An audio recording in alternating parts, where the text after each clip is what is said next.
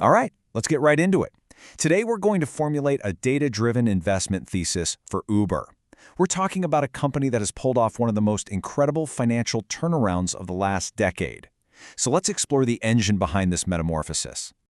You know, the story of Uber is really a tale of two completely different companies. If you look back just a few years to 2019, it was the poster child for burning cash, posting an $8.5 billion net loss.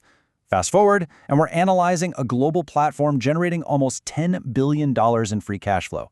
So how in the world did that happen? That is the metamorphosis we are here to dissect. Okay, so here's our game plan. First, we're going to deconstruct the engine that's driving all this new profitability. Then we'll analyze the digital moat that's defending it, validate the whole strategy with hard financials, weigh the future opportunities against the risks, and finally, tackle that critical valuation question. So first up, let's break down Uber's core operational machine.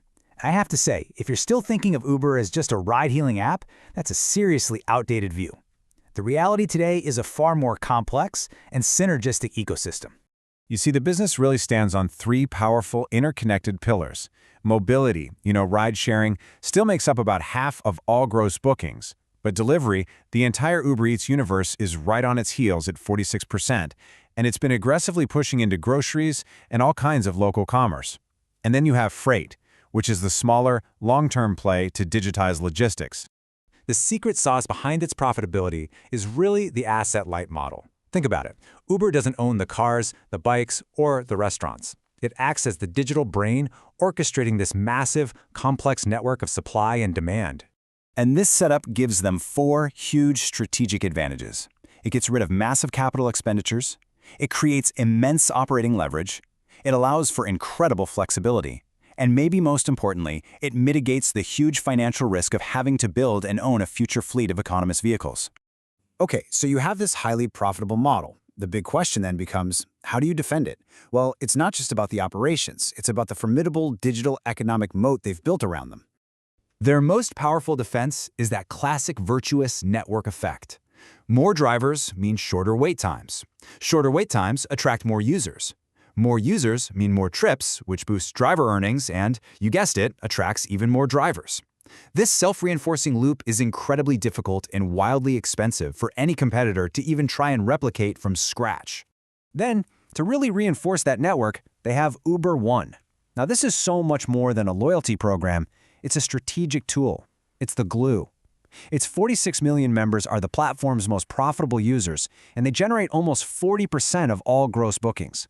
That creates a really powerful barrier against competitors like Lyft or DoorDash. And this is where it gets really smart. They're layering high-margin revenue streams right on top of that network. The advertising business is now pulling in over $1 billion a year just by monetizing user intent at the precise moment a purchase decision is being made, whether that's a restaurant choice or a store near their destination. All right, enough strategy talk. Let's get to the hard data and see how this all translates directly into financial performance. In 2025, the gross bookings, that's the total value of all transactions flowing through the platform, topped an incredible $193 billion. That number alone just speaks to the immense scale of this operation. Now, when we look at operational profitability, we look at adjusted EBITDA. Think of it as the cash generated by the core business. It reached over $8.7 billion, which is a staggering 35% jump year over year.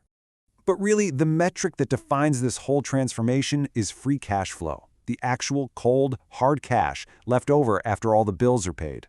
We're talking nearly $10 billion, up 42% from the year before. This shows a highly efficient, cash-generating machine. So, how do you get that kind of explosive growth in profitability? Well, it's a direct result of operating leverage. Once their fixed costs, like app development and servers, are covered by the massive volume, the cost of processing one additional ride or delivery is practically zero. That means almost every new dollar of revenue converts directly into profit. So, with such a solid financial base, the investment thesis now really hinges on the future, and this future is defined by a massive opportunity that's counterbalanced by some very real risks. The biggest variable out there is autonomy. The opportunity is immense. Uber could become the asset-light operating system for all third-party autonomous fleets, basically acting as the toll booth connecting them to hundreds of millions of users. The risk, though, is existential. What if a competitor like Tesla builds not just the vehicle, but also a closed proprietary ride-hailing network? They could just bypass Uber's network entirely.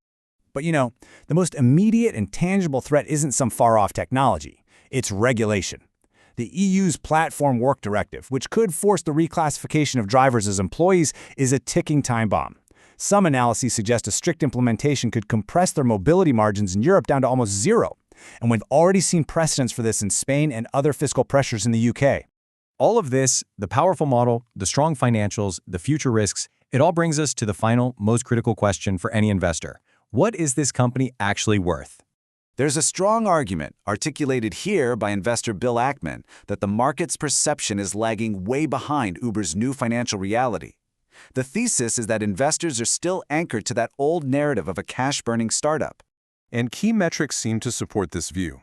A price-to-earnings to growth, or PEG, ratio of 0.85 is pretty compelling.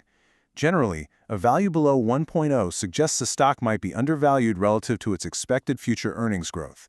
And in Uber's case, that growth is substantial.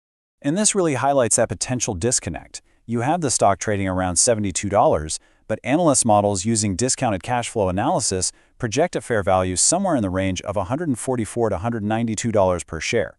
That implies a potential margin of safety of over 50%. So this brings us to the core of the thesis. The transformation into a profitable, cash-generating powerhouse isn't in question. The numbers confirm it. The fundamental question for investors is simply a matter of timing. When will the market's valuation fully catch up to this new reality?